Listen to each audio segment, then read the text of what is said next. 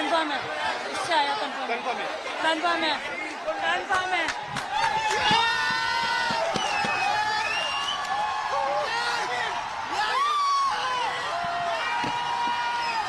അഭിജിത്ത് ദീപ്കെ CJPയുടെ സ്ഥാപകൻ ധർമ്മേന്ദ്ര പ്രധാന്റെ രാജിവിവരം അറിഞ്ഞ നിമിഷം ഇങ്ങനെയായിരുന്നു.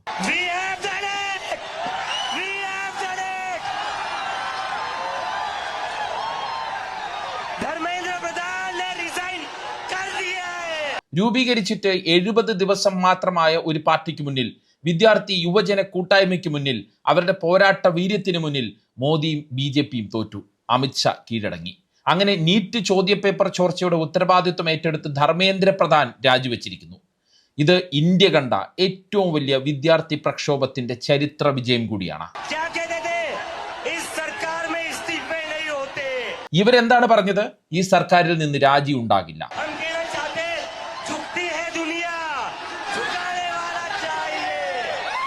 പക്ഷെ ഞങ്ങൾ പറയുന്നു, ലോകം കീഴടങ്ങും, അതിന് തക്ക പ്രാപ്തിയുള്ളയാൾ വേണമെന്ന് മാത്രം. അതായത് 12 വർഷത്തെ മോദി ഭരണത്തിനിടയിൽ ഒരു വീഴ്ചയുടെ ഉത്തരവാദിത്വം ഏറ്റെടുത്ത് രാജിവെക്കുന്ന ആദ്യ മന്ത്രിയാണ് ധർമ്മേന്ദ്ര പ്രധാൻ. നമ്മൾ ശ്രദ്ധിക്കണം, ആദ്യ മന്ത്രിയാണ് ധർമ്മേന്ദ്ര പ്രധാൻ.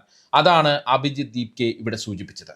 അതായത് ചരിത്രം വഴിമാറും ചിലർ വരുമ്പോൾ എന്ന് തന്നെ നമുക്ക് പറയാം. ഇതിനൊപ്പം അഭിജിത്ത് മറ്റു ചില കാര്യങ്ങൾ കൂടി പറഞ്ഞു.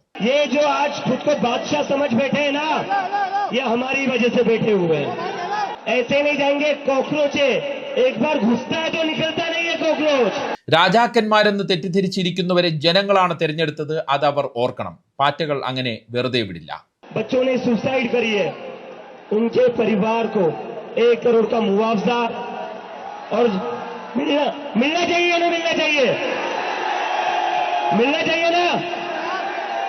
നീറ്റ് ചോർച്ചയിൽ ആത്മഹത്യ ചെയ്ത വിദ്യാർത്ഥികളുടെ കുടുംബങ്ങൾക്ക് 1 കോടി രൂപയുടെ നഷ്ടപരിഹാരം ഉറപ്പാക്കണം.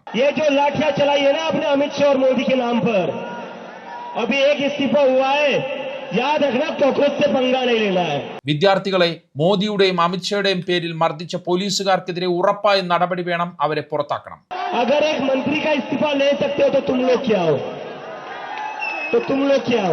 മന്ത്രിയുടെ രാജി നേടിയെടുക്കാമെങ്കിൽ നിങ്ങൾ, അതായത് പോലീസുകാർ, പാറ്റകൾക്ക് മുന്നിൽ ഒന്നുമല്ല എന്ന് അഭിജിത്ത് ദീപ്കെ പോലീസുകാർക്ക് മുന്നറിയിപ്പ് നൽകി.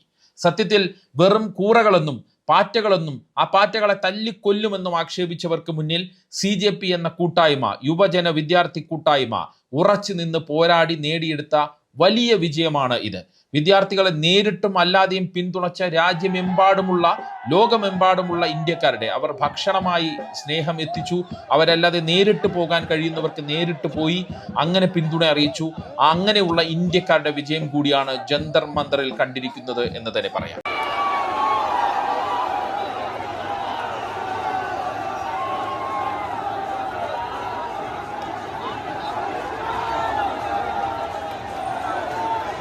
നമുക്കറിയാം, ധർമ്മേന്ദ്ര പ്രധാന്റെ രാജി ഒഴിവാക്കാൻ പല മാർഗങ്ങളും BJP നോക്കിയിരുന്നു. മോദി തന്നെ പാതി രാത്രി സെൽഫി വീഡിയോയുമായി എത്തി ജൻസികളെ തണുപ്പിക്കാൻ നോക്കി. പല പഴയ ഉറപ്പുകൾ മോദി ആവർത്തിച്ചു.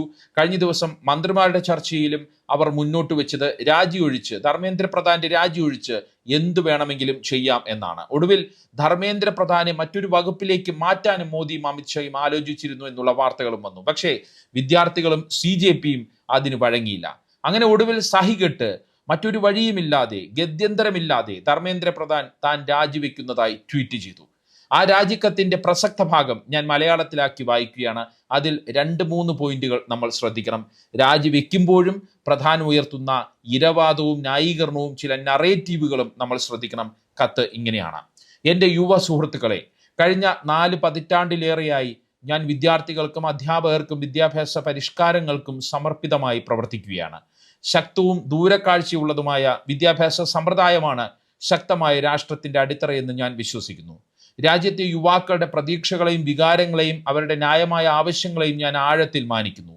ഭാരതത്തിലെ യുവതലമുറയുടെ സ്വപ്നങ്ങൾ സാക്ഷാത്കരിക്കുക എന്നത് നമ്മളുടെ എല്ലാവരുടെയും രാഷ്ട്രീയ സാമൂഹ്യ ജീവിതത്തിന്റെ നൈതികമായ നിശ്ചയദാർഢ്യമാണ്. ആദരണീയനായ പ്രധാനമന്ത്രിയുടെ ദൂരക്കാഴ്ചയുള്ള നേതൃത്വത്തിൽ രാഷ്ട്രത്തെ സേവിക്കാൻ എനിക്ക് ലഭിച്ച അവസരത്തിന് ഞാൻ പ്രധാനമന്ത്രിയോട് നന്ദി രേഖപ്പെടുത്തുന്നു. എന്നാൽ 2026 മെയ് 3 നടന്ന നീറ്റ് UG പരീക്ഷയിൽ ക്രമക്കേടുകൾ കണ്ടെത്തി. ഇതേ തുടർന്ന് കേന്ദ്ര സർക്കാർ വിഷയം ഉടൻ തന്നെ പരിഗണിക്കുകയും അന്വേഷണം CBIക്ക് കൈമാറുകയും ചെയ്തു. പരീക്ഷ റദ്ദാക്കുകയും പുതിയ തീയതി പ്രഖ്യാപിക്കുകയും ചെയ്തു. ഇതോടൊപ്പം അടുത്ത വർഷം മുതൽ ഈ പരീക്ഷ കമ്പ്യൂട്ടർ ബേസ്ഡ് ടെസ്റ്റ് രീതിയിൽ നടത്താനും തീരുമാനിച്ചു. ഈ സമയത്ത് 20 ലക്ഷത്തിലധികം വരുന്ന വിദ്യാർത്ഥികളുടെ പരീക്ഷ തടസ്സമില്ലാതെ നടത്തുക എന്നതായിരുന്നു ഞങ്ങളുടെ പ്രധാന മുൻഗണന. ഇതിനായി ഗോൾ ഓഫ് ഗവൺമെന്റ് രീതിയിലാണ് പ്രവർത്തിച്ചത്. ഇതിൽ കേന്ദ്ര സർക്കാരിനൊപ്പം സംസ്ഥാന സർക്കാരുകളും പ്രത്യേക ജില്ലാ ഭരണകൂടങ്ങളും നിർണായകമായ പങ്കുവഹിച്ചു. കൂടാതെ വിദ്യാർത്ഥികളുടെയും രക്ഷിതാക്കളുടെയും സഹകരണത്തോടെ 2026 ജൂൺ 21 ഈ പരീക്ഷ പൂർത്തിയായി. ഇനിയാണ് നമ്മൾ ശ്രദ്ധിക്കേണ്ടത്. ആദ്യ ദിവസം മുതൽ തന്നെ ഞാൻ ഇതിന്റെ ഉത്തരവാദിത്തം ഏറ്റെടുക്കുകയും ഈ സാഹചര്യത്തിൽ നിന്ന് ഒളിച്ചോടാതിരിക്കുകയും ചെയ്തു എന്നാണ് കത്തിൽ ധർമ്മേന്ദ്ര പ്രധാൻ പറയുന്നത്. പരീക്ഷാ മാഫിയ കാരണം കഴിവുള്ള ഒരു വിദ്യാർത്ഥിയുടെയും ഭാവി തകരില്ല എന്നും ഒരു വിദ്യാർത്ഥിയോടും അനീതി കാണിക്കില്ല എന്നുമായിരുന്നു എൻ്റെ നിശ്ചയമെന്ന് അദ്ദേഹം പറയുന്നു. ജൂലൈ 16 പ്രഖ്യാപിച്ച നീറ്റ് UG ഫലം തൃപ്തികരമായിരുന്നു. സാധാരണ പശ്ചാത്തലത്തിൽ നിന്ന് വന്ന മിടുക്കരായ നിരവധി വിദ്യാർത്ഥികൾക്ക് ഇതിൽ വിജയം നേടാൻ കഴിഞ്ഞു എന്ന് ധർമ്മേന്ദ്ര പ്രധാൻ രാജിക്കത്തിൽ ചൂണ്ടിക്കാട്ടുന്നു. എന്നാൽ ഈ സമയത്തും വിദ്യാർത്ഥികളെ തെറ്റിദ്ധരിക്കുന്നതിനായി ഉത്തരവാദിത്തപ്പെട്ട പദവികളിൽ ഇരിക്കുന്ന വ്യക്തികൾ തടസ്സങ്ങൾ സൃഷ്ടിക്കാൻ ശ്രമിച്ചു. ഇതും നമ്മൾ ശ്രദ്ധിക്കേണ്ട പോയിന്റാണ്. ഇത് എൻ്റെ മനസ്സിനെ ഏറെ വേദനിപ്പിച്ചു. നമ്മുടെ ജനാധിപത്യത്തിൻ്റെ ശക്തിയിൽ എപ്പോഴും ഉറച്ചു വിശ്വാസം അർപ്പിക്കുന്ന ആളാണ് ഞാൻ. യുവാക്കളുടെ പ്രതീക്ഷകളെയും സ്വപ്നങ്ങളെയും ആവശ്യങ്ങളെയും ഞാൻ എന്നും ആഴത്തിൽ മാനിക്കുന്നു. അവർ ഇന്ത്യയുടെ ഭാവി മാത്രമല്ല, വികസിത ഭാരതത്തിൻ്റെ വഴികാട്ടികളും ശില്പികളുമാണ്. കഴിഞ്ഞ 10 ദിവസത്തെ സംഭവ വികാസങ്ങൾ കണ്ട് എൻ്റെ മനസ്സ് ഏറെ ദുഃഖിതമാണ്. ഇത് എനിക്ക് വ്യക്തിപരമായ അഭിമാനത്തിൻ്റെ വിഷയമല്ല. ഭാരതത്തിൻ്റെ യുവശക്തി തന്നെയാണ് ഈ രാജ്യത്തിൻ്റെ യഥാർത്ഥ കരുത്ത്. ഈ യുവശക്തി തന്നെയാണ് യഥാർത്ഥ കരുത്ത് എന്ന് ആവർത്തിച്ച് പറയുന്നുണ്ട്. അതും നമ്മൾ ശ്രദ്ധിക്കണം. രാജ്യത്തെ യുവശക്തി തെറ്റിദ്ധാരണകളുടെ ചക്രവ്യൂഹത്തിൽപ്പെടാൻ അനുവദിക്കില്ല എന്നതാണ് എൻ്റെ നിശ്ചയം. അതായത് തെറ്റിദ്ധാരണകളുടെ ചക്രവ്യൂഹത്തിൽപ്പെട്ടാണ് വിദ്യാർത്ഥികൾ സമരത്തിന് ഇറങ്ങിയത് എന്ന് പറയാതെ പറയുകയാണ് ധർമ്മേന്ദ്ര പ്രധാൻ. ജന്തർ മന്ദറിലും രാജ്യത്തും നിലനിൽക്കുന്ന സാഹചര്യം രാജ്യവിരുദ്ധ ശക്തികൾ മുതലെടുക്കരുത്. രാജ്യത്തിൻ്റെ ഐക്യം നിലനിൽക്കണം. ഭാരതത്തിലെ ഒരു വിദ്യാർത്ഥിയുടെയും ഭാവി നിയമക്കുരുക്കിൽ പെടരുത്. നമ്മുടെ കുട്ടികൾ സമയം പഠനത്തിനായി വിനിയോഗിക്കണം, അല്ലാതെ സമരം ചെയ്യാനല്ല. കരിയർ കെട്ടിപ്പടുക്കുന്നതിൽ ശ്രദ്ധ കേന്ദ്രീകരിക്കണം. എന്നീ കാര്യങ്ങൾ പരിഗണിച്ചുകൊണ്ട് ഞാൻ എൻ്റെ രാജിക്കത്ത് ബഹുമാനപ്പെട്ട പ്രധാനമന്ത്രിക്ക് അയച്ചു നൽകിയിട്ടുണ്ട്. രാഷ്ട്ര സേവനമാണ് എൻ്റെ ജീവിതത്തിലെ ഏറ്റവും വലിയ മുൻഗണന. അതിനായി ഞാൻ എപ്പോഴും സമർപ്പിതനായിരിക്കും, നിങ്ങളുടെ ധർമ്മേന്ദ്ര പ്രധാൻ എന്ന് പറഞ്ഞുകൊണ്ടാണ് ഈ കത്ത് അവസാനിക്കുന്നത്. അതായത് ക്രമക്കേട് പുറത്തു വന്ന് ആദ്യ ദിവസം തന്നെ അതിൻ്റെ ഉത്തരവാദിത്വം ഏറ്റെടുത്തു എന്നാണ് ധർമ്മേന്ദ്ര പ്രധാൻ പറയുന്നത്.